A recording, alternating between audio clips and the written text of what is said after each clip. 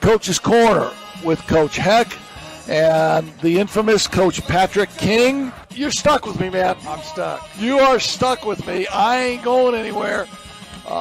There's a lot of people that are jealous of me for sitting here, and there's some people that there's a little sympathy going on at the same time. There's more people that are sympathetic to you. I'm just saying that much right now. What did one casket say to the other, Kenny? Oh, I know this. Is that you coughing? You got it, man. Is that you coughing? Oh, brother, this guy stinks! Just remember what Ron Hecklinski said today. Man, you ain't that good. The scouting report said you were pretty good. You ain't that good. Oh, man. Are you kidding me? Welcome to Coach's Corner, everybody. Today is Monday, November 11th. It's Veterans Day. Shout out to all of you that have served. We have another great show in store for you tonight, live from Dorbin's Old Town Tap in South Bend. If you're watching on YouTube, make sure and leave a thumbs up on the video, subscribe to the channel, and comment in the chat. It helps us with that search engine optimization that we're so craving. Before we get started, I want to thank Tony Letcher with Health Markets Insurance. If you need help with your health insurance or Medicare, call Tony at 574-307-8882 or visit tletcher.com. Also, thank you to Han Funeral Homes in Mishawaka, who provide the best in funeral services for families dealing with the loss of a loved one. Visit hanfuneralhomes.com or call 574-255-1474. Finally, thank you to the Black Sedan Band, which is the music you're listening to right now. They do travel, so if you're looking for a great cover band, visit their website, blacksedanband.com, to book, or check them out on YouTube. I apologize for my voice. I'm a little bit under the weather. Shout out to the HEB brand cough medicine. Thanks for joining us. Now, here's Heckin' King. There we go, man. I like it. I like it. Happy Veterans Day tonight, fellas. I'm joined here by the great Pat King on my far right, and then the even better Johnny B. Good Overmeyer in the middle. We are blessed tonight to start our show off with one of the most outstanding college assistant coaches in America, the great Greg Madison. Greg, how you doing, man? I'm doing great. Thank you so much. I just got done. I went and hit some golf balls to try to get my short game going, and that's where I'm at. No. So Greg is retired now from the football business and lives in Naples, Florida, right next to my brother Mike Hecklinski, next to the great Dave Reisner, and you guys have an absolute blast, don't you? No, I'm telling you, I'm just thankful that I didn't come up coaching with Mick and Dave, because who knows where I would have been today if I would have done that. But they're phenomenal. The two of them are unbelievable. I can imagine the kind of coaches they were when they coached. Wow. I bet they were great. Yeah, they had a lot of success, won a lot of games. And then Dave went on his own to Knox High School, gravitated more towards the administrative side of high school. But I don't know if you could hear our intro, but one of the pieces in our intro I think is really funny because I think it's really true. It's me screaming, man, you ain't that good. Come on. But we all know, and as coaches, we all know this. The players sit in front of a grease board for 3 or 4 days during the week. The coach goes over to personnel. He does the Lou Holtz thing. He makes everybody out to be the next Heisman player, or in basketball, the next great Hall of Famer. And I'm playing a high school game, and so I got this thought in my mind. This guy I'm guarding, man, he's great. He's supposed to be this. He's supposed to be all that, and a bag of chips. And the first 2 minutes, he ain't nothing. So the third minute in the game, I look at him, I said, man, you ain't that good. Come on, man. The coach said you were all this and that. You ain't that good. And you know all about doing that because, some of the stops that you had, Cornell University, Northwestern, Western Michigan, Navy, Texas A&M, Michigan twice, Florida, Notre Dame, the Baltimore Ravens, and then you ended your tenure as the defensive coordinator at Ohio State, and you put up many of those personnel boards, trying to get your athletes to have a great feel for who they're getting ready to go against. Oh, there's no question. And the one I think of more than anything, and you didn't mention, is probably the University of Florida. The guys I coached there were so talented. And they were. I mean, I think that the year we won the national championship, we had 6 guys out of a 4-man front that ended up making it in the NFL. And that's what it ended up being. I would say to them, the guy you're going against now is a good player. This guy's a good player. You got to do this. You got to do that. And sure enough, he'd come off after about a quarter, and he'd go, "Coach, that guy, he's not any good. That guy's not very good." I'm going, no. That guy's a buster, Coach. Come on, man. You spent all week telling us this stuff. So who were those 4 defensive linemen that you coached there? Well, the most, the one that everybody would know, Ray McDonald played 13 years in the NFL. Yeah. And I'm trying to think. I've lost memory on somebody, but the 2 defensive ends we had were both first rounders, and I mean we had a great defense. We really did, and it was all led by our quarterback, who was the best there was, and so that made it all fun. So you spend all those years at the collegiate level. You have a ton of success. You lead defenses, and then you take a little bit of a trek off the beaten path, and you go to the NFL, and you're a D coordinator with the Baltimore Ravens for a couple of years. Talk about that experience. It was a great experience, and I was very, very fortunate. John Harbaugh was a great coach, and so I had the opportunity to work with John, and John and I had a great relationship together. But everybody would say, you coached Ray Lewis, and you coached Ed Reed, and Ty Suggs. I mean, you talk, Haloti Nada. Those were all guys you had, and I would say to him, and you know what? They were tremendous people. I'll never forget with Ray Lewis one time. I called a blitz in a game against the Chargers, I think it was, and they had a running back named Sproles, who was a little guy that could run really fast. Well, they picked Ray. And it was in Ray's last years, and they picked him. And Ray couldn't cover him, and they caught the ball. Sproles caught the ball and ran about 55 yards for a touchdown. And all I could think of on the sidelines is, oh, my God, he's going to kill me when he comes back here. And what Ray used to do is when he got upset, you would see him, he would unsnap his helmet with both hands. And I could see him 50 yards away looking right at, and he's running full speed to me on the sideline. And I'm going, oh, this isn't going to be pretty on national television. And Ray gets right up to me, and he puts his mouth right in my ear. Nobody can see a thing. And he goes, "Coach, don't call that. I can't cover him." And I went, oh, my God. And then he went and sat down. And luckily, Flacco was our quarterback, and so Flacco was moving the ball, and there's some time in between this. So I go, okay, it's time now. I go over there and sit down. I sit down next to Ray, and I go, Ray, I said, you understand that wasn't your fault. I said, you got picked. I saw the whole thing. And he goes, I know, Coach, I know, but I can't cover those guys, so don't call that. I no problem. No problem, Ray. That's the way it is. Hey, was Tony Saragusa on the defensive line when you were over at Baltimore? No, he was before me, I think. Oh, okay. He was a really good player. He was a But really the good other player. one, the other one was Ed Reed. He was phenomenal.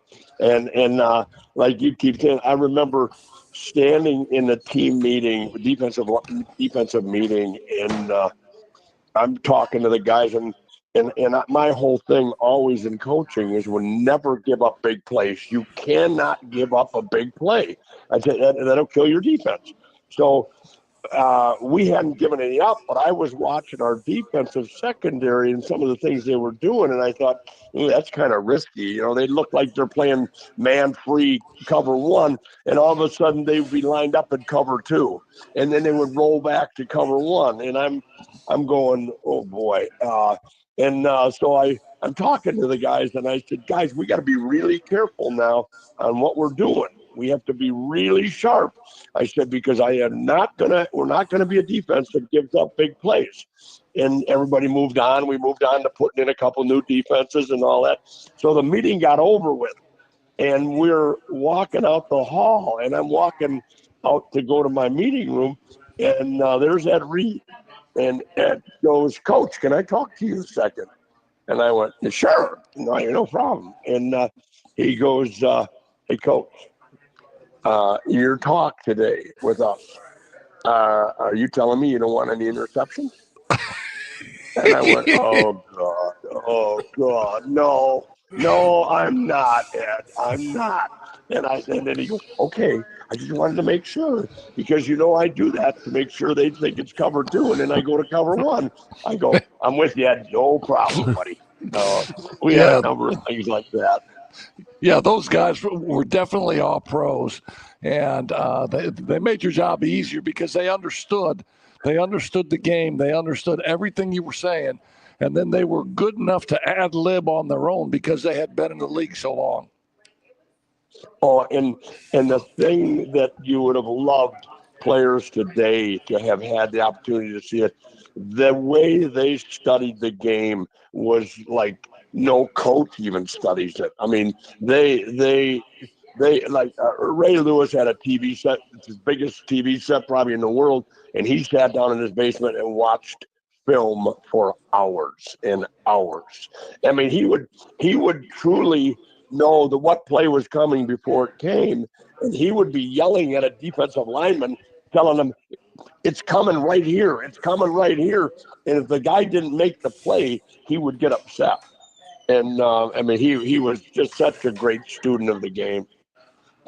Hey, so back in the college game now, the landscape obviously of college football has changed so much, and when you see a team like Indiana go from just woefully bad to now one of the top teams in the country, with the way the landscape has changed.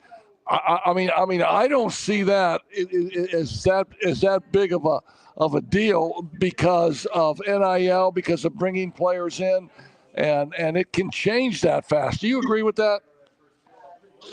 Well, I agree partially with that. And let's talk about Indiana, for example. In my opinion, the most important position on any college team to be successful is the quarterback. And if the quarterback cannot move, if he can't get out of the pocket when he has to, because the two best players on the team probably are the defensive ends. I mean, there's not an offensive tackle that can block a great defensive end. He can't. And when you think of it, there are 5 offensive linemen and 4 defensive linemen. That means you can double one, but their other guys are one-on-one. And so you have to have a quarterback that can get away from it. Well, they brought that guy in from Ohio University. That young man, O'Rourke, took charge immediately. The second thing that I think is this head coach has done a phenomenal job of putting together pieces. Everybody keeps saying, well, the NIL or the portal is why they're so good. Well, I'll say that's part of it. But one of the big reasons is they have a great quarterback, and then this head coach is smart enough to go pick players that fit the program, that fit his coaching, and they brought them in to fit the pieces with his quarterback. And then all of it just kept snowballing. And I think that's what it's all about. So have you had any affiliation with Coach Signetti during your time and rubbing elbows with him at all? Never. And really what I do now, Ronnie, I never golf on a Saturday. And what I do is I sit, and a lot of time it's with Mick, with your brother Mick. But I mean, I'll sit there and I will watch every game. I will watch it and watch it and watch it. And I'm telling you, all I say every time when I leave watching Indiana is this team is very well coached. And the thing I like about them is they're disciplined. They're not a bunch of hot dogs. They're not a bunch, they're not guys that are going to screw the team by doing something stupid. And they're team players, and they just keep getting better and better. Can you watch a game for the enjoyment purposes of it, or do you always watch a game and break it down with the old coach in you and study it? Break it down. Break it down. No, I'm like that too. Well, my wife and everybody says to me, they go, we should go to some games. Boy, wouldn't it be fun to go to? I've been to 2 college games. I cannot and will not go to another one. I mean, all I see is people drunk in the stands, and then I sit there and I try to watch the game, and I spend the whole time looking at the Autotron.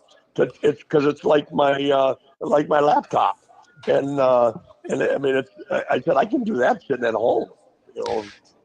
You spent your last couple years at Ohio State working with Ryan Day. Our producer Scott is the biggest Ohio State fan and loves Ohio State. Talk about your time when you worked with Ryan Day. Ryan Day is one of the greatest head coaches I've ever been with. He's one of the greatest people. I mean, let's face it. I spent 13 years at Michigan, and I knew I had about 2 years left, and I'm not leaving Michigan to go to the biggest rival in life, Ohio State, if it isn't for the right guy. And Ryan Day is a phenomenal character person. I mean, you can go right down the line. I mean, he's a great family man.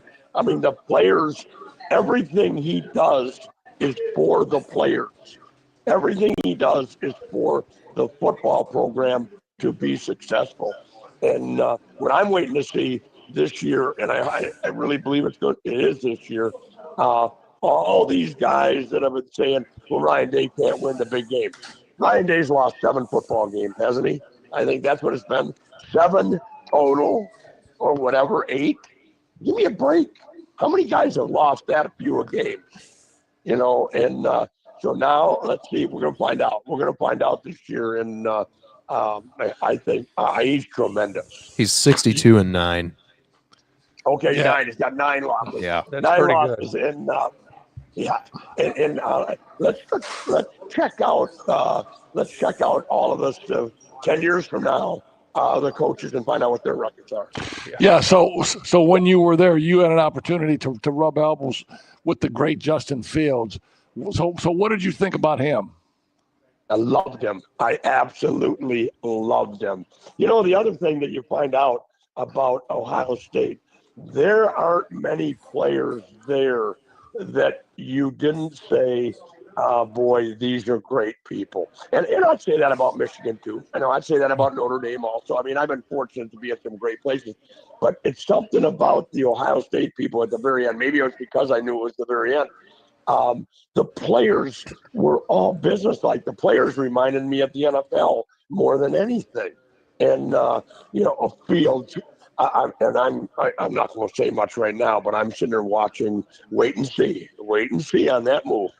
I mean, Fields is a star, in my opinion, Hey, Coach, got a question for you. Let's flip it over a little bit. Here's Florida State's situation. They start in the season in the top 10. Here they're sitting now, 1-9 after being demolished by Notre Dame. And then the news out of Tallahassee yesterday is we fired the offensive coordinator, the defensive coordinator, and the wide receivers coach. Why did they do that now? Why didn't they just either do it earlier or wait 2 more weeks? They only have 2 games left and the season's over. That seems kind of strange. Well, the only thing that there might have been some discomfort between them in meetings or something like that. You know what I mean? I mean, it might have all snowballed, and finally this guy said, "All right, forget it. You guys are gone." You know, I mean, that's it. You know, that's not a good deal. You know, that program. I watched that. You know, now talking. You mentioned the name. The program that I think is tremendous right now. Notre Dame. Yes, we all know God made Notre Dame number one. God country Notre Dame. No, here's why I'm saying that. Before I came down here 2 weeks ago, I went over there to practices a number of times. And I'm going to talk. I'll tell you what now. You want to talk about coaches doing a great job of coaching the players? That's the place right there. I mean, you can go to places and watch people coach, and you go, that guy's good, that guy's got good players, that guy's good. That Notre Dame program, the job that Marcus has done putting together that staff, I mean, when I went over and watched practice, I walked out smiling. I said to myself, "Oh boy, watch out now!" And you see it happening. One of the big points in that game was I mean, Notre Dame's winning 38-3 or something like that. I don't know, with maybe 10 minutes left in the game or 12 minutes or 11 minutes, and Riley Leonard makes the wrong read on a pass in the end zone. Well, they're up 38 to whatever, and he comes off the field. He throws an incomplete pass or whatever. He makes the wrong read. He comes off the field, and Mike Denbrock is in his ear, and you can see him on the sideline. He's instructing Riley Leonard. He's saying, "Man, come on, the guy." Well, I mean, your read was there, and that team's winning 38 to whatever, and he's still coaching that quarterback. Mike Denbrock is a star. I was with Mike at Notre Dame. We were together with Tyrone Willingham's staff. And when I saw them hire him, I went, "Oh, boy." And you just see it happening all the time. I mean, Mike has done a phenomenal job, you know. Hey, Coach, talk a little bit about your experience, obviously, when you were at Notre Dame and how you were able to develop players and how you were able to get them to buy into the system that you wanted them to do each and every week. Well, I think that the big thing, it happens anywhere. A young man, if he knows that everything you are doing for him and with him is to help him be better. It's not about you. You could care less. It's about that young man becoming as good as he could be. And then from there, decide what that level is. Is it the NFL? Is it all conference? Is it a starter? What is it? And I think when the player that you're coaching watches you and is with you, and you are the same coach day to day, win or loss, ups and downs, he now knows, okay, this guy's got my back, and he'll give you everything. And I think that's always been the case. Hey, Greg, listen, man, I want to thank you for taking a few minutes out of your time. I know you guys have a blast in Florida. The weather's great. You have friends there. And to give us 20, 25 minutes of your expertise has been wonderful. Please say hi to my brother, Mike, and thanks for sharing some time with us, all right? Hey, and more importantly, you take care of yourself. I got you, man. I got a wife that's on me like a fly on fly paper, man. She's making sure I get better. All right. You better. And I'm glad to do this, guys. And keep them going. Keep everybody going. All right. All right. Thanks for the comments on Notre Dame, man. I like that. I love Notre Dame. It's a great place. All right. That is the great Greg Madison. And anything you want to, and Greg Madison, he could have talked on here for 90. He could have talked on this show for 90 minutes on college basketball, on college football, and on some of the programs that he's been involved with. I've sat with Greg on numerous occasions and just had amazing conversations relative to players, Tim Tebow. I mean, relative to how Young. he got the job at Texas A&M. Did you notice when he said, and the greatest quarterback ever, when he was talking about Florida? He never mentioned Tebow's name, but No, I know. But he was there when all that was going on with Well, it was funny too because he was mentioning like the guys lining up across from his guys, and I'm like, wait a minute, those O linemen are the Ohio State O linemen from that game. And I was in 5th grade. I still remember that game like it was yesterday. Ted Ginn runs back the opening kickoff, then he gets hurt, and then Florida wins 42-14. Yeah, so I gave you some pub on that, man, on that. On what he thinks about Ryan Day. You know, everybody talks about Ryan Day and they say he can't win the big one, he can't do this, he can't do that. When you're 62-9, and I don't care when you lose those 9 games, your winning percentage is out the roof, and you have to be good. And when Greg talks about culture of a program, he's right on with it also. All those people that and. I mean, we should have did this when Kenny was here, right?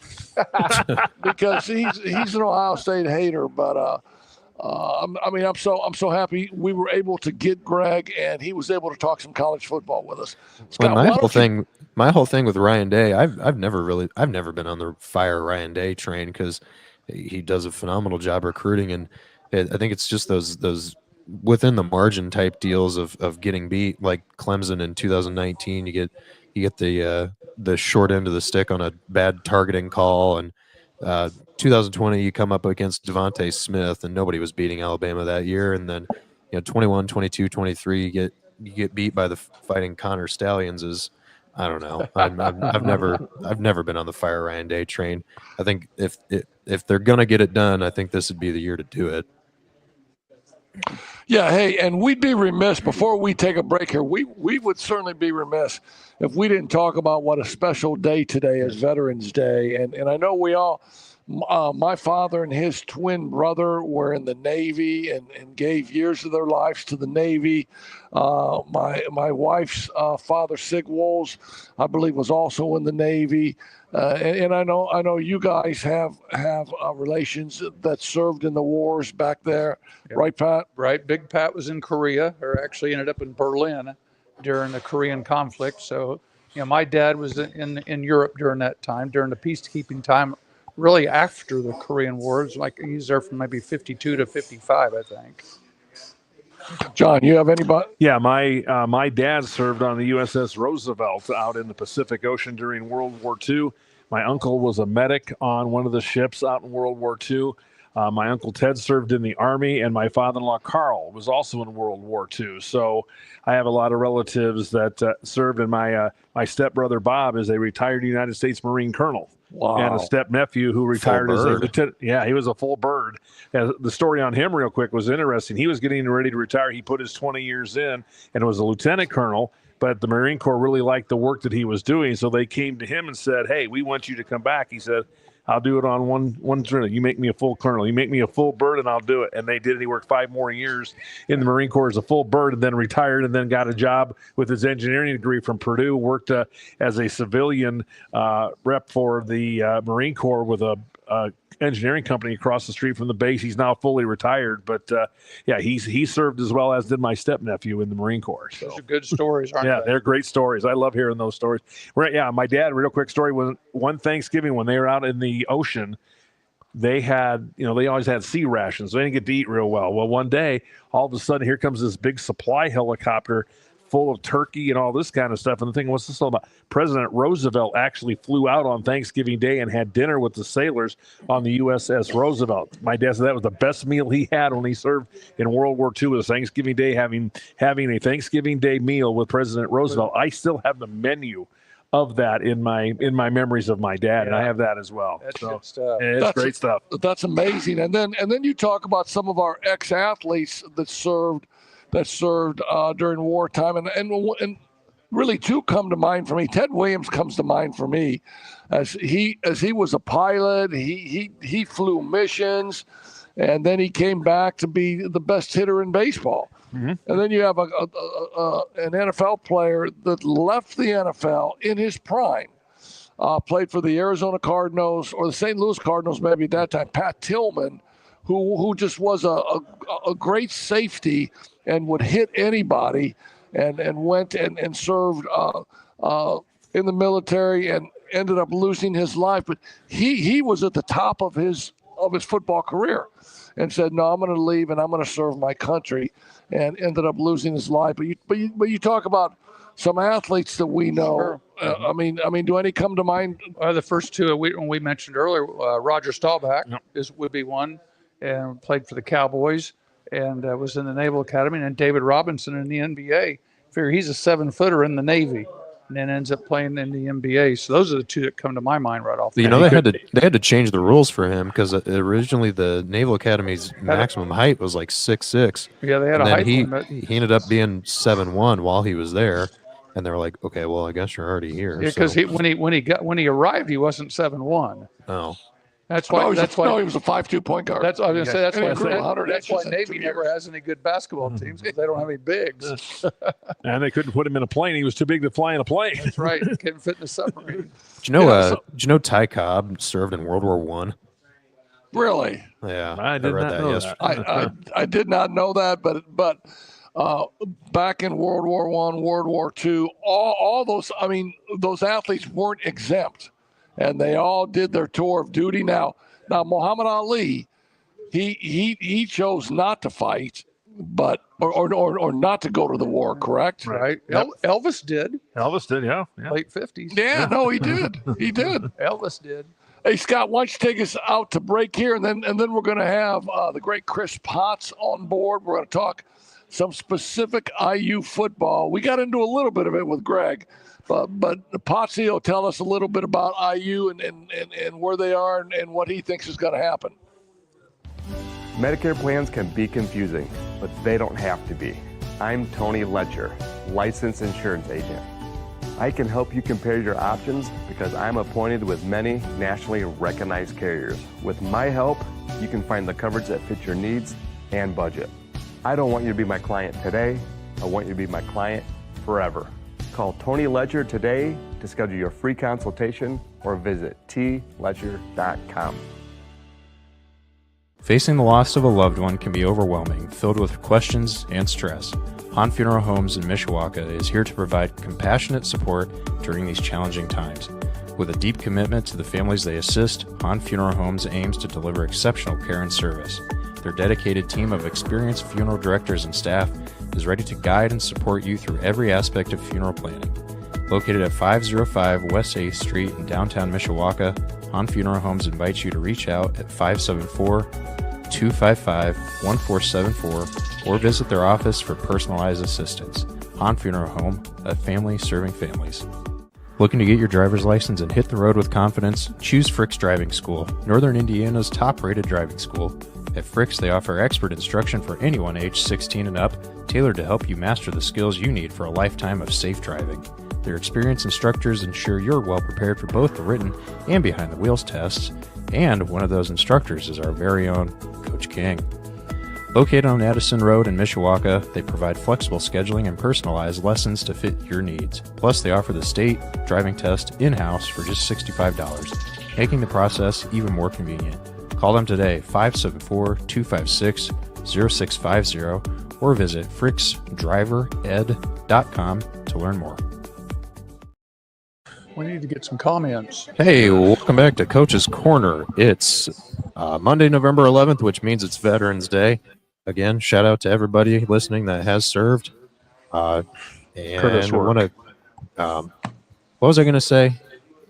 I don't remember. I don't know. You're talking. You're going to Oh, tell yeah. people how to The- find us on the web. No, the origin of Veterans Day was to originally celebrate the end of World War One. Yeah, it's So- called Armistice Day. Yeah, up until like the 50s. So yeah, there's they your history renamed lesson it. for the day. Yes, exactly. Anyway, here they are again, and I've got our special guest on the phone. So hey, Chris Potts, how are you, man?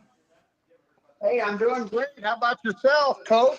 Yeah, we're having a great show so far. We just had the great Greg Madison on talking some college football, and as you well know, Greg Madison spent just in college football alone was at Cornell, Northwestern, Western Michigan, Navy, Texas A&M, a couple stints at Michigan, at Notre Dame. Ended up his long storied coaching career at Ohio State. And he was really, really insightful. Talked about IU a little bit, and I was telling our guys here that, in the fall, and this is a fall, but this is probably September. You and I are leaning across the fence. We're talking about the Hoosiers, and they bring in Kurt Signetti. He's got great credentials. But I'm still thinking, hey, you know what? If they go 500, that might be a pretty good year with a bowl game. And right out of your mouth, you go, no. They're going to go 8-4, and they're going to win a bowl game. And I thought, man, Chris, that's kind of a ballsy play right there. 8-4 and a bowl game. Well, lo and behold, you were much closer to what they are than I certainly was. Talk about the Hoosiers for a minute, man. Well, first of all, Ron, thanks for having me on, and I apologize to your listening audience. You follow a legend like Greg Madison with a guy who has no credentials whatsoever. So you might lose half of your listening audience here, but I do appreciate you having me on. No, your recollection of our conversation is very accurate.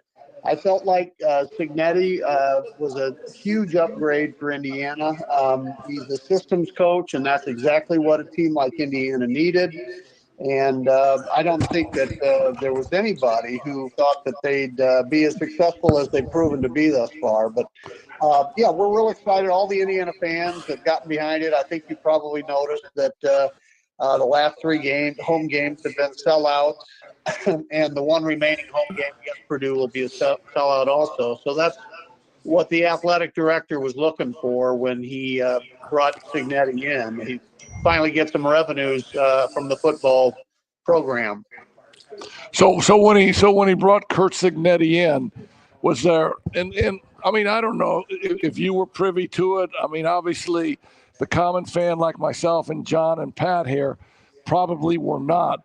But I said they'd still go 3-9. Well, I know, but you don't count. But the public, the outside public, would automatically think that they had to throw a lot of money to the NIL, the portal, to bring some players in.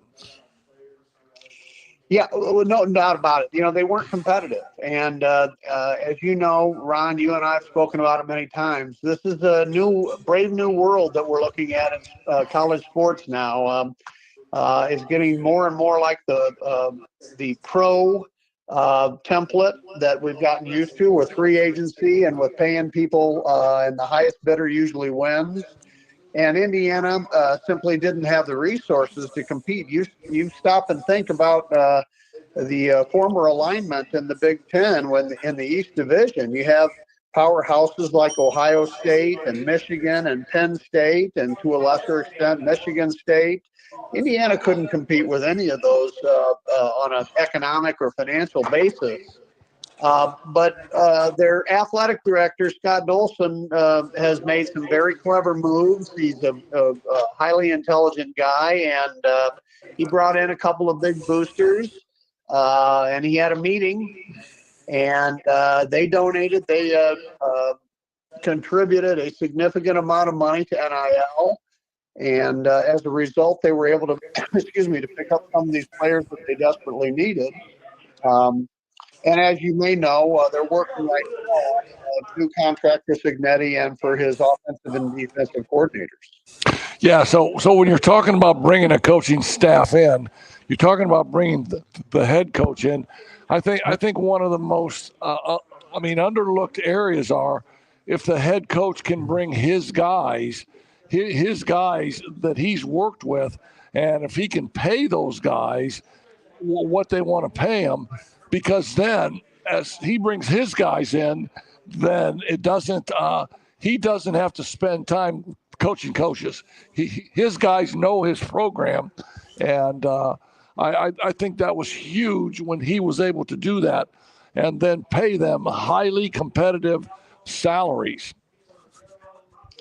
Well, you're exactly right, and excuse me, I'm glad that you pointed that out because that's a really important point.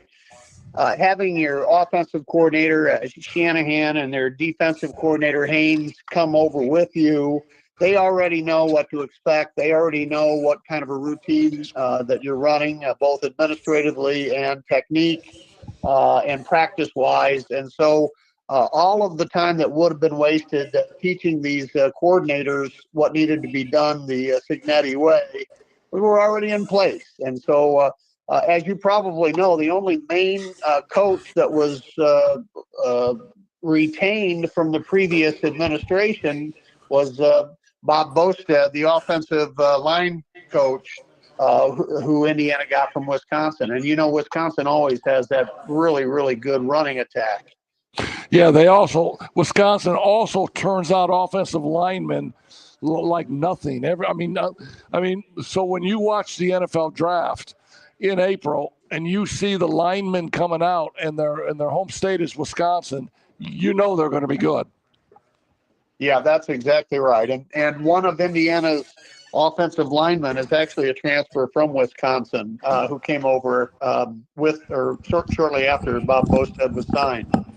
One of the things that Greg Madison said was he felt that one of the best moves that IU made, and anytime you're going to, build a fledgling program, you need to bring in a QB. And he said the QB would always be the focal point of any program. And he said that the brilliance of IU to bring in Curtis Rourke from Ohio, he said was just a great move because quarterbacks today have to be able to move. Roman Gabriel, who could stand in the pocket at 6'6" and just pass everybody, that's not the way the game is played today. And he talked about how important it was to bring in Curtis Rourke. Well, obviously a huge addition. Curtis Rourke was I think the conference player of the year in the MAC last year at Ohio. And Signetti would tell you that each of the last 3 years that he's been coaching football, his quarterback was the all-conference quarterback in whatever league he might have been coaching. So he's had a history, and he can sell that. And I think he sold that to Rourke because I'm presuming that Rourke had a lot of other options available to him. But when you're a former quarterback yourself, like Signetti, and you had some time as a quarterbacks coach down at Alabama under Nick Saban. Signetti was a wide receivers coach, and he also had 1 year where he helped out with quarterbacks. So he's got a history, and what he's done with quarterbacks at his last stop is pretty impressive. So if I'm a kid and I'm thinking about transferring, and I've got a coach who's telling me that he used to be a quarterback and that he's his last 3 quarterbacks that he's coached have been all conference, I'm going to at least listen to him, even if it's at a place like Indiana that doesn't have much of a history that's worth repeating. 22. He won MAC Player of the Year. Okay. I think that's right. Got a quick question for you. Obviously, when you look at image and you talk about IU, you talk about basketball. Obviously, with Bob Knight and all the great success that IU basketball has. What has Kirk Signetti done with this football program to galvanize not just the IU football fan, but to galvanize the entire community of Bloomington, the entire state, the entire nation, and say, hey, we're not just a basketball school. We play football here too. What has that done to help IU in their image? Well, you know the old business motto: build a better mousetrap, and people will beat a path to your door. What he's done is he's built a better mousetrap. He said, "Hey, listen, we're going to get rid of that culture. You guys had a losing culture." He said the first time that he met with Indiana's team, he could feel the despair in the air when he was talking to the kids.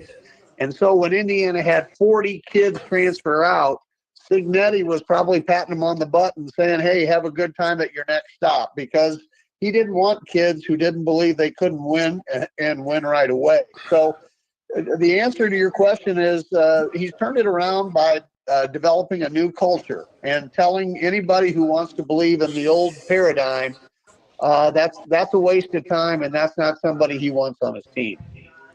I was going to say, when you're at the ball games here and you're at the tailgates, do the people really believe what they're seeing? Or are they still thinking? We've talked to a lot of people. They said we think we're like having a dream, and we're just afraid. We don't want to wake up because we're going to wake up and we're going to realize they're 3-8 again.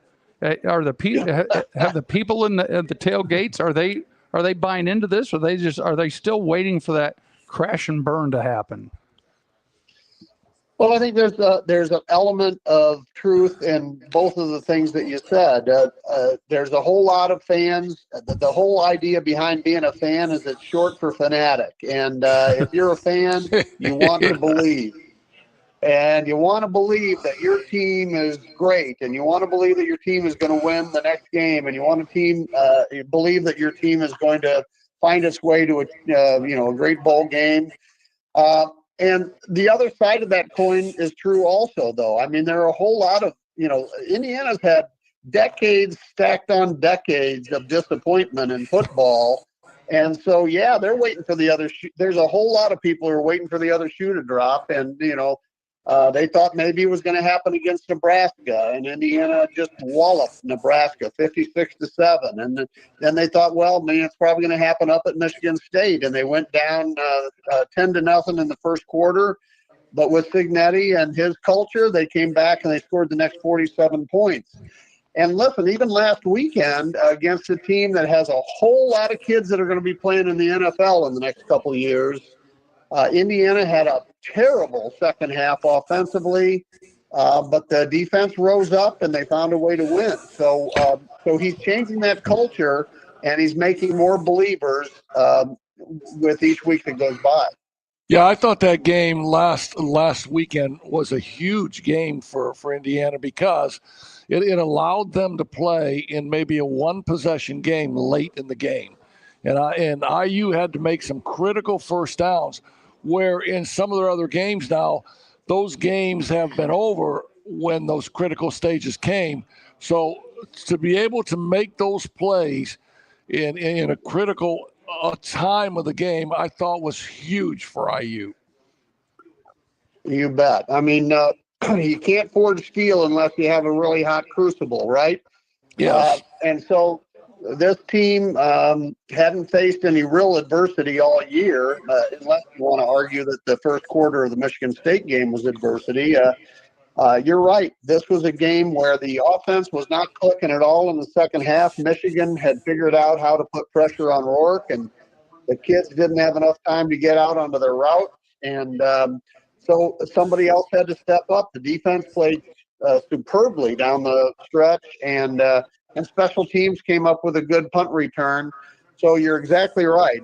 These guys now have one of those games under their belt. They've got some experience in playing in a close game, and they kept their cool, and they got the victory. And I think that just builds more confidence. Don't you, Ron? Yeah, no, I think that's why I thought that game was critical for them to be in and to play in those kind of situations where, hey, if we don't hold on to the ball, or if we don't get this first down, or if we don't stop them, we may lose this game. And I've been in a lot of situations with a lot of teams that have been on winning streaks, maybe 17, 18, 19, 20 games. The farther you go, even as players and maybe even as coaches, you have this in the back of your mind. Well, is this going to be the week? Is this going to be the week? Is this going to be the week that we're not going to win? And a credit to IU because last week was not going to be the week because they made those plays down the stretch. Now let's move on a little bit. They have a bye this week. Okay, they have a bye to get healthy, whatever injuries they have, whatever nicks and bruises they have, and then they have time to get ready for Ohio State. What are your thoughts on this Ohio State IU game? Well, if this were any other year, I'd be saying if you give me 56 points, I might consider betting on Indiana, but that's not even a sure thing. And this year, listen, everybody is going to consider Ohio State to be the favorite, and they should. Ohio State's a heck of a team. They lost by 1 point at Oregon, who is now the number one team in the country. So there's no shame in the one loss that they have on their record. And I think if you took an honest look at virtually every position on the field, you would say that the talent is better on Ohio State's roster than it is in Indiana. But having said all that, I mean, isn't that, Ron, you've been a coach for so many years. Isn't that a great position to be in when you're the visitor? You can say, hey, we've got nothing to lose. Let's just leave it all out on the field. And, hey, if we lose, everybody expected that anyway. But maybe, just maybe, we can beat these guys. And if we can, haven't we really made a name for ourselves? Yeah, I think, and I know Pat has been a head coach in basketball for as many years as I have, and John has been around athletics his whole life. I mean, my take on it is if Coach can get those guys to that level to believe in that game is a great game. Is a great game. It could go either way. And both teams compete. Both teams play their asses off. And let's say the ball doesn't bounce for IU during that week, and they take a loss. Well, we know they're going to come back and beat the hell out of Purdue. We know that.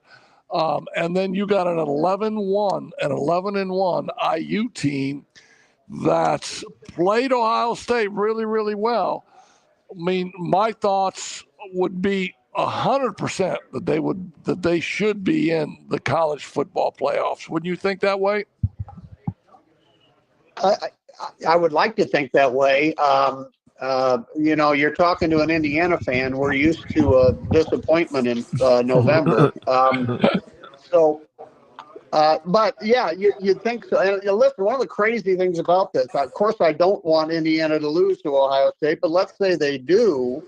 It actually ends up working out better for them in the playoff scenario, because if they could beat Purdue, and they're certainly going to be favored in that game, they would be 11-1, and Ohio State would have to play Oregon again for the Big Ten championship, and so there's the possibility that Ohio State loses the second game. We've seen the SEC this last week. A couple teams went down. We saw Miami go down. At some point, being 11-1 and not having to play in the conference championship game works to your advantage, because in the SEC, you saw last weekend, you had two lost teams playing when Alabama played LSU. Well, LSU is now a 3-loss team. They're not even going to be under consideration for the playoffs at this point. So even if the worst thing happens 2 Saturdays from now in Ohio and Columbus, Indiana has a real good chance to be 11-1, and it's pretty hard to turn down an 11-1 team in a Power 4 conference. Yeah, and then you have a scenario of this week that you have an elimination game in the SEC with Tennessee playing Georgia. The loser of that game will be eliminated. You're exactly right, and that's my point, is that even though I would love to beat Ohio State, and if you beat out Ohio State, of course you're in the playoffs. There'd be no question at that point. But even if you lose to them and then come back and beat Purdue, you're an 11-1 team. And SEC and Big Ten are having a lot of teams that are dropping. And who's the best team in the ACC? Is it Miami? Is it Clemson? There aren't many teams beyond those two that would be even considered.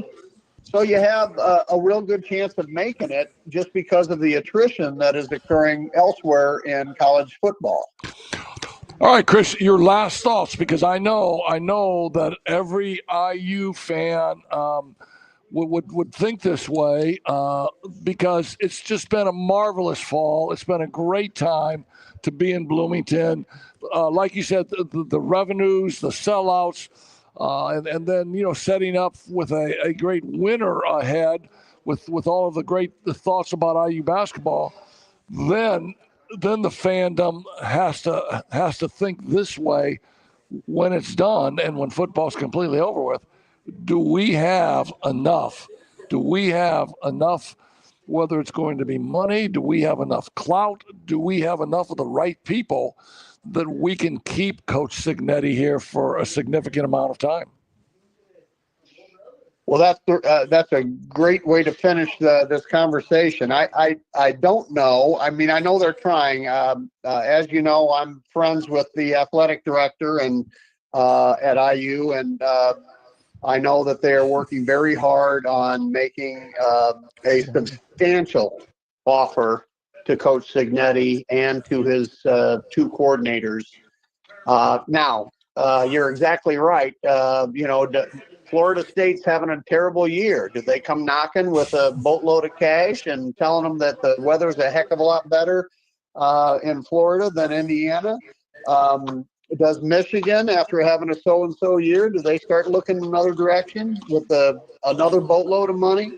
I know that Indiana is going to try very hard, and I know that Scott Dolson is putting together a package right now that based on what I know, and I don't know a lot, but I know a little about the details, and it sounds to me like there's going to be a very significant offer made to him.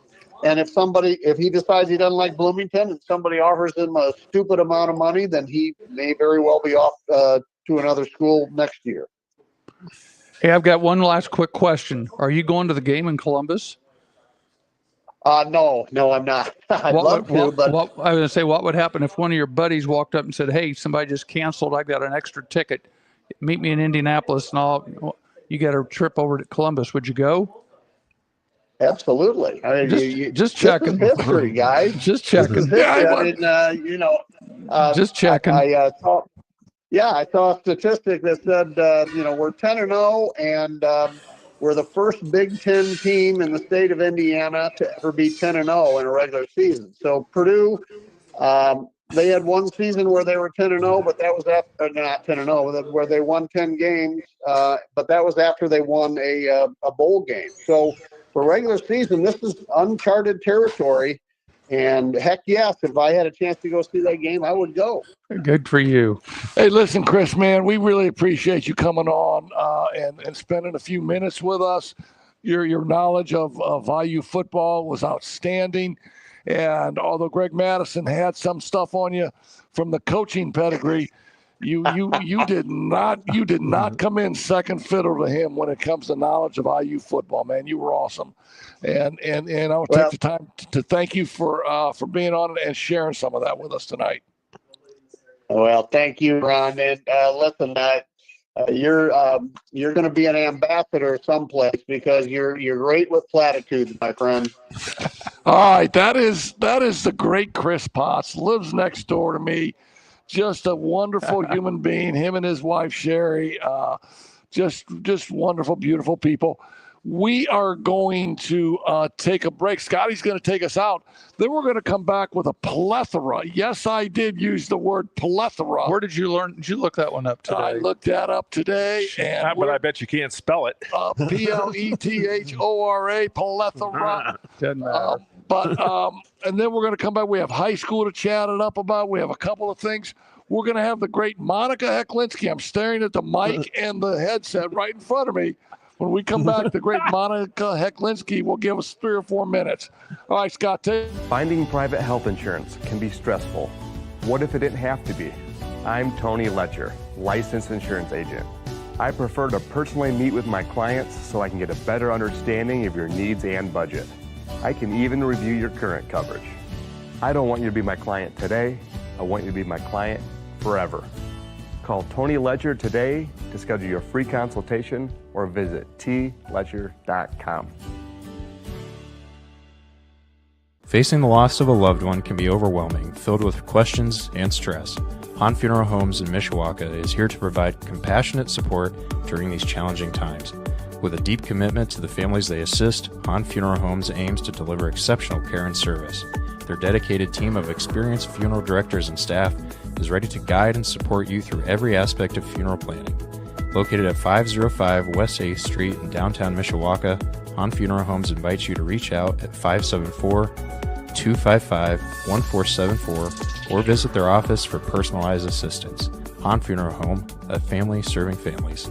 Are you ready to take the driving skills exam but haven't gone through formal driver's education? Frick's Driving School has you covered. If you're at least 16 years and 270 days old, which is like 9 months, and have held a valid Indiana learner's permit for at least 180 days, which is like 6 months, you can schedule your driving skills exam with Frick's. They provide the vehicle for the exam. Just bring yourself, a can-do attitude, and a ride to and from the office. The exam takes about 20 minutes, and appointments can usually be scheduled within a few days, and it costs $65. Call 574-256-0650 or visit fricksdrivered.com and book your exam today. Back with more Coach's Corner with Heck and King here on Veterans Day, aka Armistice Day, before the 50s or whatever. And yeah, it was 100 years ago. Did you hit the applause track? We can. There you Yeah, go. there we go. Woohoo. All right, we're back. All right. There we go. Yeah, hey guys, you guys were great during those interviews. There you go. They're gonna be playing that song in Now about that 2 our weeks guests- in Columbus. Now that our guests are gone, now you guys are going to have their fun hitting the buttons. I love All right, it. who's your next guest, So there, our Coach? guests, listen to me. Our guests are not gone. We have the fabulous Monica Hecklinski stopped in tonight to make sure that. Hey, Ron always says he goes on Monday nights to She's checking up on- She's checking up on you, isn't she? You're also a Yes. fall Is she risk. really there? No, but so she stopped in, and we are so glad and fortunate to have you in here. I got him in here safely. That's all I can say. Yeah, no, Pat gets me here. So, what do you think of the setup here? This is kind of cool, isn't it? It is. It's great. Yeah. No, You guys look professional. thank you. So I know you. I mean, we've been married for 15 or 16 years, and you've been into this. Whoa. Is it 15 or 16? Yeah, you got to know the number. It is 16. You got to know the number. It's 16, and that segues me into a beautiful mental performance shot advertisement from Magic Mind. Reduces your stress, You're just part of a gives commercial. you a steady and calm energy, He a lot used of you. focus, a lot of clarity. MagicMind.com. Look them up. See if you like them. A Coach's Corner 20. You get a 20% discount. And that was a great segment into that for me, Monica. But That's so, how he found the tailgate Saturday. so 16 years you've been involved in athletics. You have a great feel for your side of athletics. Talk about Notre Dame football, because you did watch the game with me. Talk about Notre Dame football. What do you think about it this year? Oh boy. Well, they looked good, and they had a better quarterback than the Bears. That a girl. There you go. There's your shame. I love the Bears, but Cha-ching. No, you're 100% right. 100% right, Riley Leonard. There you go. There you go. So as we get ready to start this basketball season, Pat and I and John, we all broadcast games, and I got like 60 games. Pat and John probably have 40 games. Yeah. So it's going to be a really busy time period. You have this great understanding of me being out of doing this work, don't you? yes, and it takes a lot of time to get there. Yeah, no, because it's a lot of time away from home. Well, let me tell you what. My wife loves it. She can make Keithleys. She's used to it. She says, please. What She like always 5 told me- years ago now, wasn't it? Yeah. When he started with us, I was a little concerned that I was taking Pat away from his wife. She says, "No, take him. I got other things I can be doing." So she's glad when I take him out of the house. Yeah. I haven't been home on a Friday night. No, in you haven't. 40-some No, years. you haven't. Why start now? Exactly. It's gotten easier over the years. So is that what you say to Paul Condry? Thank you. Take him. Get him out of here. No, Get him away from me. Stop. depends on the day. All right, good, cool. So okay, see you guys. So what about as you've gone through this with me and all this sports stuff? So would you have a favorite sport that you would say is better than the most? Baseball. It is. Baseball's my absolute favorite. I guess that. I'm not a plethora of knowledge on any of them, but I know a lot more about baseball than I do anything else. And then obviously basketball's my second. Yeah, but our son Jack had the great opportunity to play high school baseball and to play baseball. I mean, when he was younger and in all those leagues and stuff like that. So just following him along his journey was really cool. Yeah, and I once in a while I do a little cheering from the stands. Oh, Stop. my. No, stop. Where did Ron end up watching the game? In the outfield, because Monica would be in the stands behind the thing cheering. That's the way you got to be. I I just mean, why figured would you not cheer for your child? Were you allowed to stay behind the dugout and right there in right field or left field, or did they ban you out to the center field? Oh no, I was behind the dugout. I just checking. Yeah, until we went to a Fort Wayne game, and I kind of got kicked out of the game. I can't. I'm shocked. Monica gets kicked out of a game. I'm shocked. Yeah, but and that's like in basketball. I like to sit behind the bench when Ron was coaching. I like to see the huddle. I like to see what he's doing. I like to catch the players looking up in the stands at their parents as opposed to listening to my husband. But and just cheer them on. Well, that's nice because my wife used to sit with the fans that were sitting there yelling at the coach, going, "You dumbass!" When it put my kid in the game and said, "What the hell are you thinking?" And I looked, and it was her. Now I was yelling at the players. That's Pay attention to your hilarious. coach. Well, so am I allowed to tell the story of? Oh no, just say yes or no. I won't tell it then. You can tell it, but All just right, to my defense, before you hear the one of our- story, I was distracted for a One of our moment. first games, and obviously the wigwam would be an intimidating area for anybody coming in watching the game. And Monica came to one of the first games when we were dating, and Monica is sitting there, and at the wigwam you had to sit where the radio was broadcasting there. Underneath the stage area. Yeah, right under the stage. That's where the tickets for the coaches. Worst shooting background ever. Yeah, well, I liked it for the home. Liked it not so much for the visitors, but You closed the curtain when it was you guys, right? but we're playing. We're now the ball has switched over, so we're playing defense. So we're on defense now. Monica became distracted, and she didn't really know that the ball got switched over. So she stood up and amongst 8,000 people said, "Let's go offense!" And the ball had turned over. So she yelled 1st and 10. Let's do it again. Right. The other team had the ball. I was yelling for him, and then someone asked me a question. I was talking to him, and hey, at least I was cheering. Thank you. Well, thanks for taking a minute to come out here tonight. Thanks for taking a minute to uplift. Are you still going to take him home now, or are you going to get out of here? She's going to take me home. I'll bring him home. And our listeners make him walk. Our listeners had a chance to hear a beautiful voice. Our coaches' voices and our broadcast voices. We have a beautiful voice on that microphone. We're kind of disappointed. Karaoke's kind of ended here for the winter time. That's usually why we stay. We would have put you on karaoke tonight. I'm okay there. Because we would usually stay and be the next session. The karaoke's out on the porch. All right, dearest. So thank you for taking a mic for a minute and spending a minute with us. You're the best. Love you. Thank you. That was the great Monica Heklinski. I know we talk about her all the time. It's always kind of cool to put a face and a voice to her, right? Yeah. Pat, we need to bring Becky in here one night. Oh, that's not going to happen. Johnny, we need to bring your lady in here one night. Get her out of the gym class and her yoga class. We could do that. Yes. I'll talk to her about that. Yeah. Yeah. She had a good time seeing you on Saturday at the company tailgate. That was really special for me because with my neck injury, I hadn't had a chance to get out to any Notre Dame tailgates, and as you guys know, because when you guys do them, you can be walking by and you can see 50. I mean, I'm from South Bend, so you can see 15 to 20 high school people. You can see coaching people that you know from coaching here, and John knows everybody. So an opportunity to do that, stop by your tailgate, stop by the tailgate that my high school boys had. So it was amazing. And again, we thank you for your great food, John. John, do you remember though?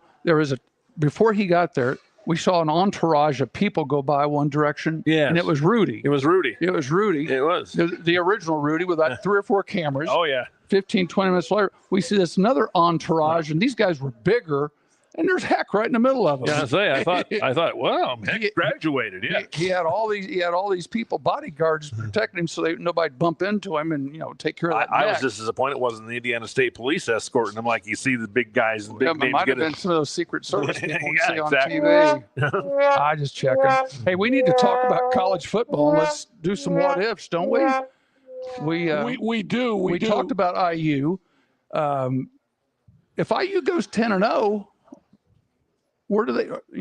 Then they get to play in the big tournament, right? That means it would be them and IU is 10-0. IU is 10-0. Well, okay, 12-0. I beg your pardon. If they go unbeaten, I'm still old school. I'm thinking you'll get to play 12. And again, if they beat Ohio State, it will be them and Oregon State.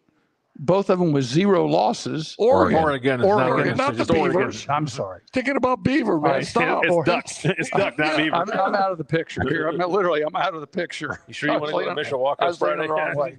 No.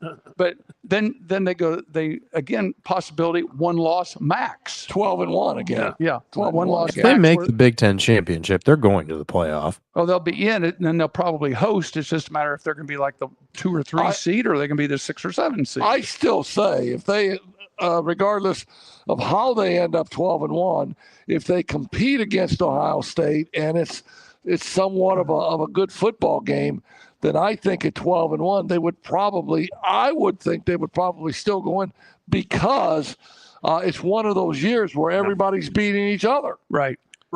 And let's look at the next team here locally. Notre Dame. Notre Dame's been in playoff mode since they lost to Illinois State. Northern Illinois. They didn't play Illinois State. They know they have to win. MagicMind.com. Use Coach's Corner 20 for 20% He forgot off. his Magic Mind. Yeah. They have to win. They've had to win every game.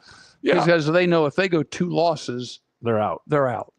Yeah, and that's where I believe Marcus Freeman has done his best job of coaching, because there's a lot of coaches that would have taken that Northern Illinois game and said, you know what, I ain't even watching the film. It's going in the trash can. We played like crap. I'm not even talking about it. It's done. It's over. It's new things. But he continues to bring it up, and he continues to make his team have that understanding of what it felt like to lose to Northern Illinois. That's another way to coach that thing, the emotional way of coaching through that. And I mean, from my standpoint, it's worked, because I don't think Notre Dame has tanked or played down to any level of competition on those schools that they've been playing. I think they've run off and hid, don't you? Yeah, and this last weekend was a good example. Florida State stunk. Right. So they can't beat Florida State 21-18. They got to beat them 52-3, and they did. Right. And they did. So, realistically, what do you think the point spread for Ohio State Indiana is going to be? Well, I think it could be as high as 6, Ohio State. I mean, I think it could be. I was going to go like 14. Yeah, I mean, I don't know. I don't know. It depends what they think about IU. Because I think what Chris was saying, like they definitely gritted out a win, but like the team up north couldn't score on Ben Davis or Lawrence North this year. Their offense is terrible, but their defensive line is still Josiah Stewart, Kenneth Grant, Mason Graham are still 3 of the best D linemen in the country, and I think they out talented that offensive line big time. Yeah, I think you're right. Well, and we can talk all about the playoffs. You're going to see new playoff come out tomorrow, and it'll only be good for a week, but it'll give us something different to talk about. Probably the biggest game we've got. I would call. I don't know if it would be considered an elimination game, but it really could be Tennessee and Georgia. Well, I don't think there's any question that it's going to be an elimination game because they both have 2 losses. Yeah, because if Georgia loses, adios. If Tennessee loses, bye-bye. See ya, and go play. What was the movie with Tennessee back in our day? What was the movie? They're going to, John Voight and Deliverance. Ned Beatty. Yeah, I mean, go hang out on the river with Deliverance. Oh, Lord. If Tennessee gets beat. But they'll be playing in playoff games before Christmas. Is what it amounts to, or the NIT or whatever they want to have it. But I'm just looking here. Oregon's at, and they've got some good games this weekend. Oregon's number 1. They're at Wisconsin. Ohio State is at Northwestern. Texas is at Arkansas. Penn State is at Purdue. Oh, boy. Your top 4 have road games. Indiana's got a bye. BYU has a home game with Kansas. If they're going to trip up, that would be probably the last chance. BYU is got a legitimate chance of probably being maybe the 4 seed because they're still unbeaten. And at worst, they're in. And like I said, Notre Dame's got Virginia. Alabama plays Mercer. Yeah, have mercy on Mercer. Miami has a bye. Boise State is at San Jose State. The new name this week will be SMU. Tomorrow, anticipate hearing SMU because they are leading the Big 12 right now. I'm sorry, not the Big 12. They're leading the ACC. Yeah. They are the only team in the ACC that's unbeaten right now. SMU has Boston College, Virginia, and Cal left on their schedule. Yes, Berkeley, California, on the Atlantic coast. Yes, exactly. Yeah, well, I'm not so sure where you got your info, but SMU's lost a game. Well, in the conference, they're 5-0. But I'm just talking about right. I was looking at their conference record. They are the best team in their conference, and the ACC is one of the Power 4. So the best team in that conference right now is it SMU with 0 losses, or is it Clemson with 1 loss? Well, and when you take a look at Wisconsin, how about Wisconsin's assistant coach Jack Del Rio? I mean, he got in trouble today. That's not the first time. A head coach in the not for long league with Jacksonville and Oakland who gets picked up, gets in an accident, tries to run away a little bit. I didn't hear that part. Jack, come on back here, Jack. That's your car, Jack. Come on back here. And he tests out and drunk and drive. Come on, man. At 60 years old or whatever, 58 years old. I mean, how many times you going to drink and drive, right? Yeah, that's been an issue previously. That's for sure. Yeah. So we've got lots of college football this weekend, and again, everything's going to change because when somebody loses, somebody else is going to step up and they'll give us somebody else new to talk about next Monday night. Yeah. So what do you think the top 5 will end up being this week? I think that Oregon, Ohio State 1 and 2. If you're going to ask me, I think you're going to have Oregon, Ohio State, probably Texas, probably Penn State, and probably Indiana. Now, I don't know if it would be ballsy to put BYU up there because when you're talking about strength of schedule, right? Yes, exactly. I mean, I think it would be ballsy to do that. But I mean, do you have a different top 5, John? Would you think? No, I would not. I would leave Oregon up there. Definitely Ohio State. Well, Texas, Penn State, and Indiana. I would say the second Big Ten team will have to be number 5 if they're playing. They're doing the playoffs. One of them will be 1, and then one will be 5, and then the rest of them get to be 6, 7, and 8. Yeah, I think so. I think so. I'd agree with that. Also, let's take a moment to point out how top heavy the Big Ten is. Because they have 4 of the top 5, and then nobody else in the conference is even receiving top 25 votes. I saw that, but the SEC has like 10 teams in the top 25. They've got a bunch. Yeah, so now I did see one scenario without interrupting you. At the end of the season, there's a what if. Interrupt him. I did interrupt you. No, that's cool. There are 6 where they have 6 teams that could all be 2 losses at the end of the season in the SEC. And like we said, okay, let's see the tiebreaker on that one. Yeah, no kidding. Well, isn't Yeah, it no, funny and too we, that and we, you and we could talked about that a little bit. Right, we sure did. Yeah. About how would that tiebreaker work. And I think at the end of the day, it would have to be who beat who, blah blah blah.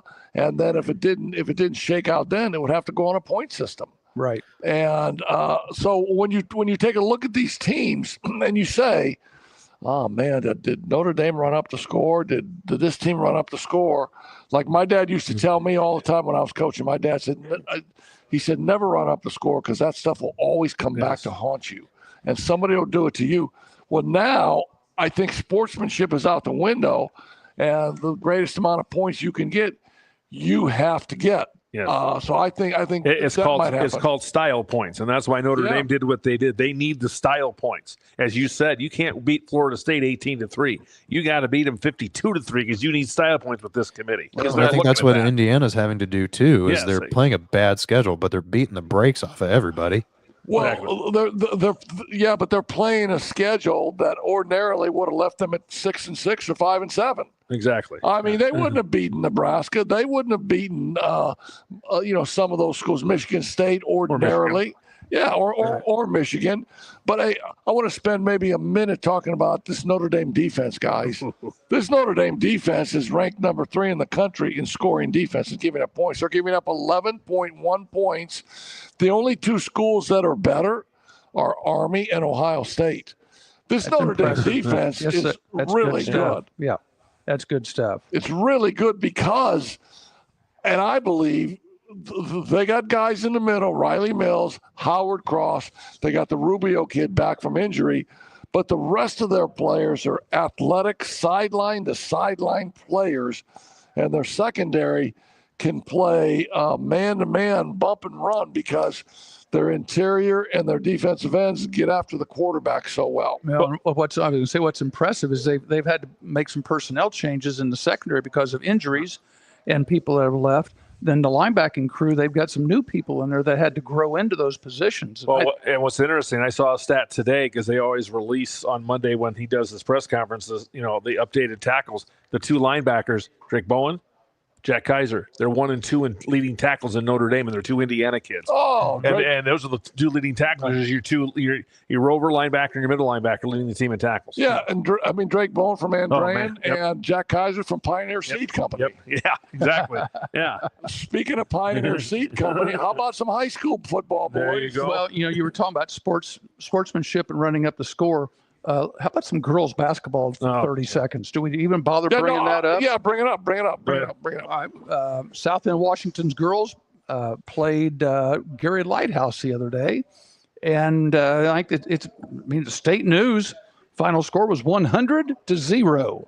They pitched a shutout, scored 100 points. And our question is, why did they even schedule the game? Knowing that Lighthouse is a relatively new program, has lost like 38 games in a row. There's why would you do that? And at the other side, we've been there. It could have been 200 or 300-0 if they wanted it to be. So again, it's one of those. Why do you schedule people like that? I would rather not have a game than to schedule a game. Or from the standpoint of scheduling that game and playing that game, dressing your whole freshman team. Yes. Dressing your JV team with the knowledge that, hey, in the 4th quarter or middle of the 3rd quarter when it's 60-0, you're going to put these other players in, and the other team's going to score 20 or 30 points and have a chance to feel good about themselves a little bit. Or why would you want your 8th, 9th, and 10th players playing in that game of 100-0 and risk injury? Right. And I don't feel so. My take on this is, at some point in time, the other team has got to put up some resistance and play some basketball. I mean, at some point in time, you got to do that. I mean, the late great Rick Majerus. I have one of his jock straps. Have it in my drawer. I've heard when I took his locker over in the coach's office at Ball State. He left a jockstrap in there. His jockstrap is this big. If you can see my hands, it's There like you go. that big. The story gets better every time he tells it. Go ahead. But the late great Rick Majerus would say, well, if I was coaching in that game, I would always tell my players to make 2 or 3 passes and then turn it over. And then throw it out of bounds, turn it over, travel, do something like that. I think kind of that is more humiliating to the other team when you're faking it and you're committing turnovers than the other way. The way to handle that is to dress 100 players. I think you can dress 20, maybe 18, I don't know, and let everybody else play. Well, here's the thing.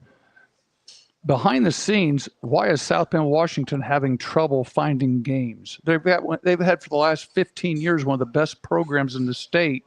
One of the things they've said, they've gone out of state, according to the coach, they've gone out of state and played teams, but he feels the kids have been penalized in the state rankings because it's an out-of-state game. Okay, there's a lot of teams on the edges, whether you're in Evansville or Richmond or Terre Haute, that go across the border and play people. And those things, look at football. In football, how many of those 6A teams left the state and played football? Yeah, they all go to Cincinnati and play Cincinnati. They go to Cincinnati, they go to Louisville, they go to Akron, they go up here to Detroit, up here. Yeah. Play Brother Rice. And I don't think that's affected those teams. So I don't go for that. The problem they have is they've run the score up on people in the past. Well, you know what the score of their first game was? So people I'm looking don't at it want to right play now them. on Harold's website. 94-13, I think, something like that. Yeah. 93-14. So in 2 games, they've given up 14 points. Right. That's great. And they're defensive averaging average, 90 man. something. Come on. Yeah. So they're having trouble finding games for a reason. Well, And that's unfortunate, but I think it's something that's been created from within. Yeah. And they may not like to hear that, but that's that's just the truth. I mean, those games come back to haunt them in February and March when they're getting ready for regionals, and their strength of schedule isn't where it needs to be. Right. And their strength of schedule needs to be where they're playing Cincinnati Muller, where they're playing all these really Carmel, where they're going downstate and playing teams. Well, because we saw them in the regional last year go over and play Lake Central. Yeah, Lake Central and ran them. They got beat. Yeah, they got their ass handed They to them. couldn't get out of the regional. So that's my take on that. But girls basketball has started. They're 2 weeks into the season? Yep, season. Some teams have got a couple games in. Obviously, a good game over at Penn on Saturday night. Penn won in overtime. Beat a very good Valpo team. Yeah, and Valpo was in the regional last year, as I recall. And beat Northridge by 1. Yeah. So that was good stuff there. So and then today, Pat, you and I would usually be back in the day. Yeah. Pat, you and I would have come home and we would have done like this. Today is day number 1. Yep. Day number 1. Day of number high school 1, basketball. first day of practice for the boys. Yeah, and we would have been, our voices would have been gone from screaming and from coaching our brains out. And so we know all our friends that are still coaching, they're in it now. And here's the thing, and I don't know, and I'm sure you felt this way, because I always felt this way. When the season starts, there's no turning back.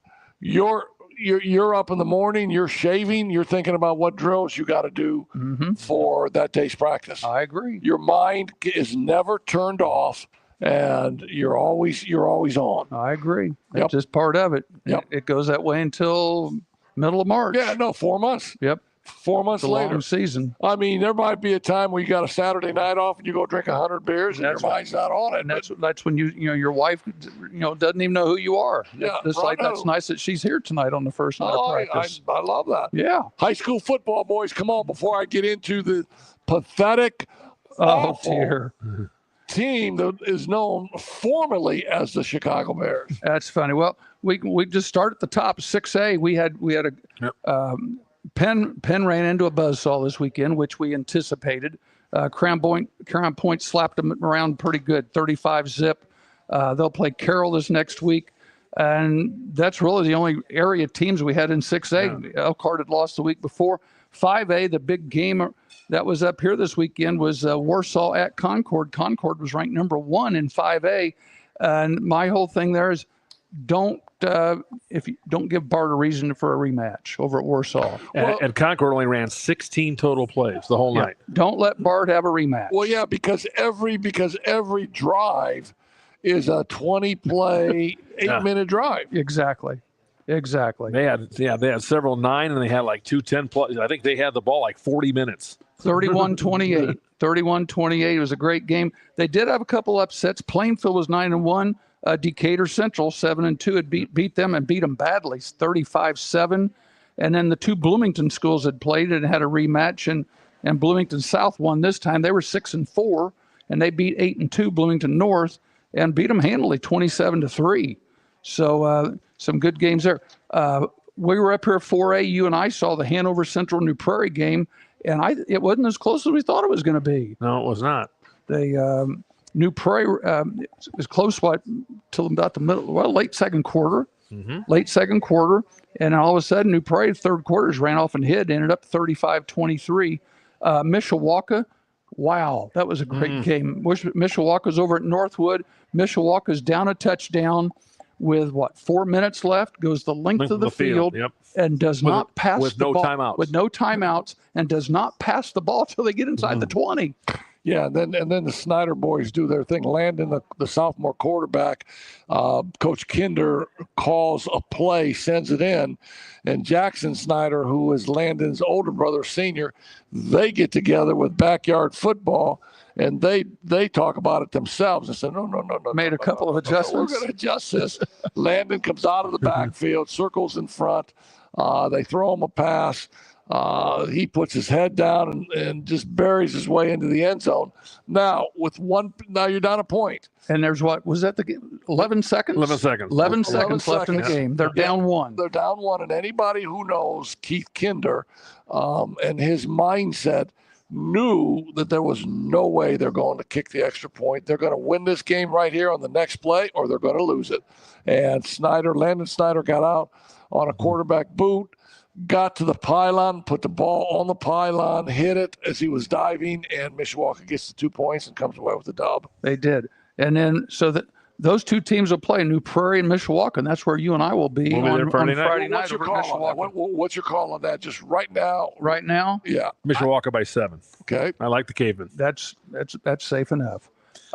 Your other two games, they had East Noble's 10-1, but yet they were the underdog to Dwenger for some reason, and they went out and spanked them 38-0. East Noble's the real deal. And the other upset was Huntington North. Huntington North beat Lebanon down at Lebanon. So you saw Lebanon, right? Yeah, I saw Lebanon. I was a little surprised that Huntington North beat them. I was very impressed with Lebanon. Their quarterback, their wide receivers, and their defense were awesome against Logansport. Well, that game went overtime. So you got East Noble and Huntington North playing next week. The team to beat still in the South, you got New Pal, won big. Chatard had a nice game with Roncalli. So you got New Pal and Chatard. And then you got Martinsville and Evansville right in the South. 3A had a bunch of upsets. They had 5 of the 8 games were upsets. And Mishawaka Marion loses to Knox. Knox still rolls 12-0. So Radke. Russ is going to have to put his basketball referee in. 0 was the final?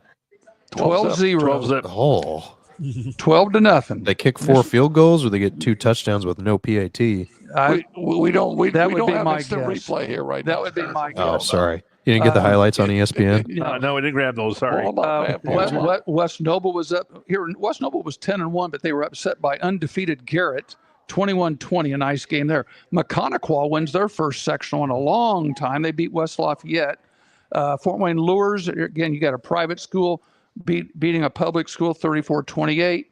So there were a lot of upsets. And the biggie down south, 2 teams that have never won a sectional. Your Madison Cubs. Madison Cubs and North Harrison, 8-7. Who won? North Harrison wins their first sectional ever. Good, They're 8-3. Good. Boo, Madison. 8-7. 8-7. Andrean beat our Bremen Lions up here. They got to turn around and play Lafayette Central Catholic next week. North Judson rolls 42-17 over LaVille. And Taylor upsets Pioneer in 1A. Well, Pioneers turned the ball over 5 times. You ain't going to win the ball game turning it over 5 times. So Pioneer Seeds. Yeah, the Pioneer that's Seeds, them. they dropped 5 seeds and couldn't recover them. They dropped Wait, them all. didn't you watch the game last night? You definitely can win the game if you turn the ball over 5 times. Yeah, I did watch the game last night. Yes. That's a good point. Well, Scott, speaking of that, why don't you lead us up to give me our Frick's Driving School. We're going to roll through them, and then we'll let Het talk about the football team formerly known as the Chicago Bears.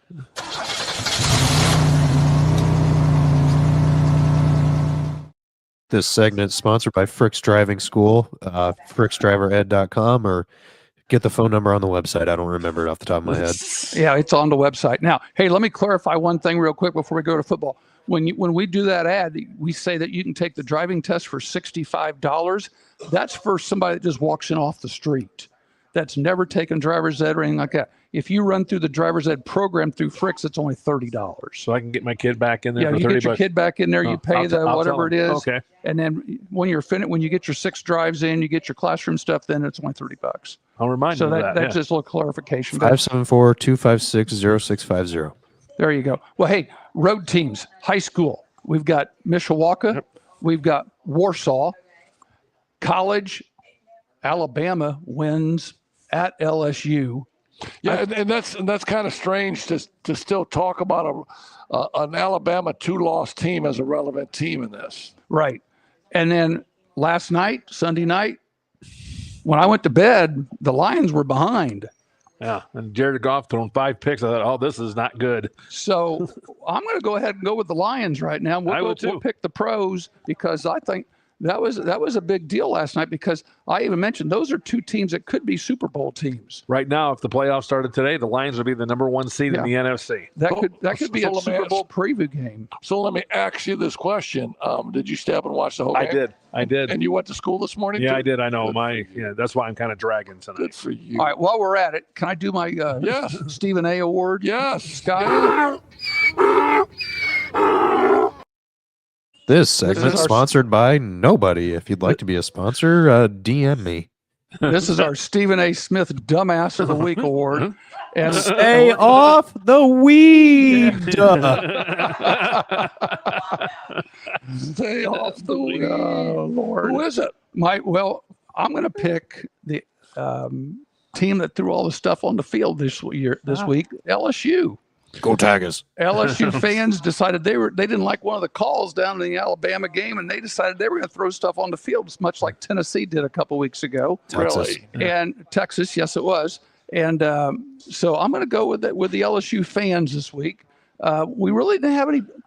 None of the Bears played so bad that none of their players did anything just astronomically stupid like they have the last 2 weeks. No, so that's a great segue up to the Bears there. But here's the real deal with them. There was not one dumbass of the week on the Bears, and I'm a Bear fan. I'm a Bear fan, and I know. Oh, I didn't know that. When the Lions weren't good, you watched every Lion game. You bet I did. Lions to die. Yeah. No, and it doesn't matter. But the Bears are just in the biggest funk ever, and for the first time, I say there has to be changes made.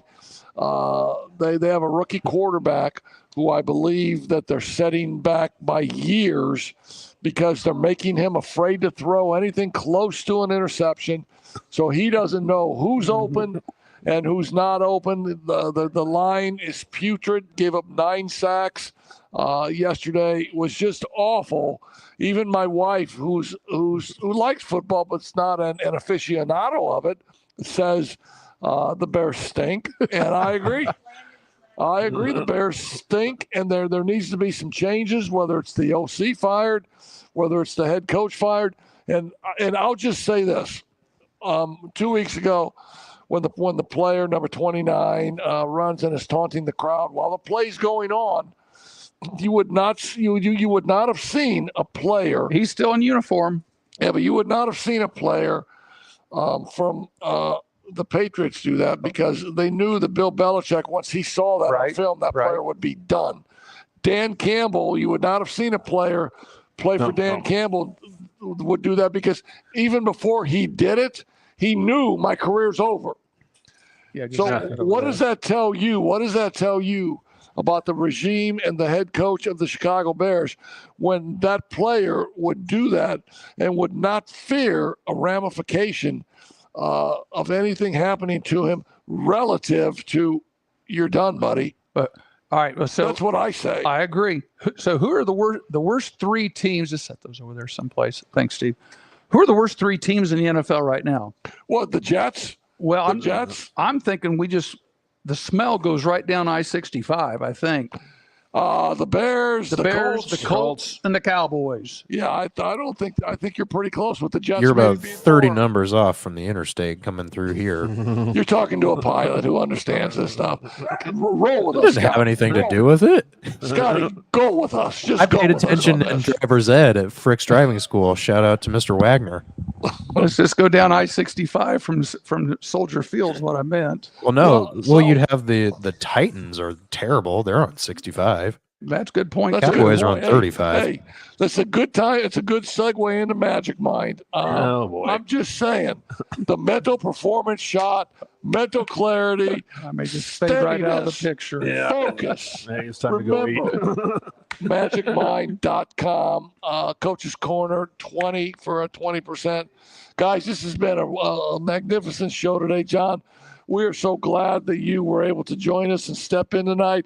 Monica, we thank you for giving us a guest appearance. Our two great call-ins tonight, Greg Madison, is really just a pro. He is a pro. Oh, yeah, yes. And then Chris Potts came in and had great intel on IU. Do we have any interesting comments there, Pat? Read them out. If They're you not can. interesting. It's just Q. What'd he say? Hey, be He nice said to he you. said he agrees with us. The Giants, the Jets, the Colts, the Panthers, the Titans, and Cowboys. He went past my 3 and added his 3 with it. Hang on. The Colts are still a very off chance of making the playoffs. Yeah, they're only 2 games behind Houston, believe it or not. I know. And they suck. Well, here's the problem. If we can get to Joe Flacco and let him get a little magic mind going, maybe he can get to the fountain of youth. I don't know if it's him or not right now. I think it's the other players around. I thought he was going I to be like Jared Goff and throw 5 picks. The I other day. smell some Hey, food. hey, hey. He I wasn't smell very some good. Food, yes, it's time you to eat. guys are the best.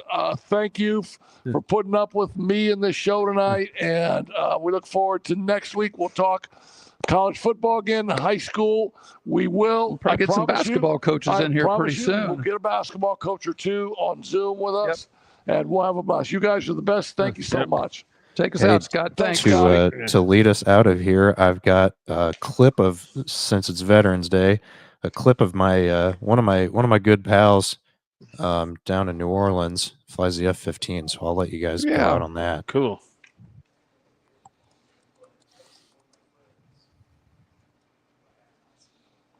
That'd be man, good with look some at that. Top Gun music with it. Really? Look at that. Little danger zone. Yeah. All right. Hey, right, thanks, boys. Scott. Gone day. Thanks, Scott. Adios. Later.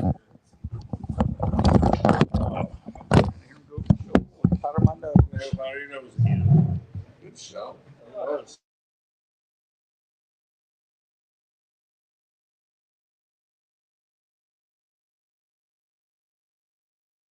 And again, thank you all very much for tuning in. It's been another great episode. We will see you back here, same time, same place next week on Coach's Corner with Heck and King.